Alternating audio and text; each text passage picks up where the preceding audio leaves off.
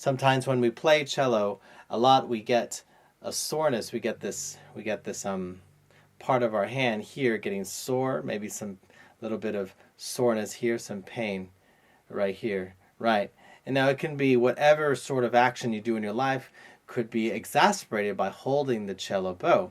As long as you can have some light kind of going through there, and also you're hooking your thumb like this, having it rest on the thumb, distributing the grip alongst it, and what I'm doing, which you cannot really see, is I'm keeping that as relaxed as possible. It's just maintaining a hook, and then I'm putting the thumb there.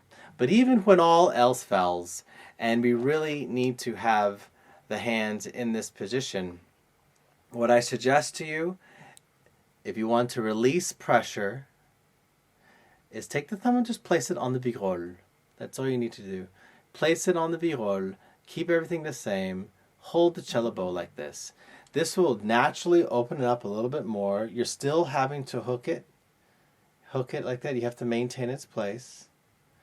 But some of my students do this in order to keep it open, and even sometimes if I get sore and you need to open that up, place it on the virole to maintain your cello practice without any interruption of pain in your bow hand.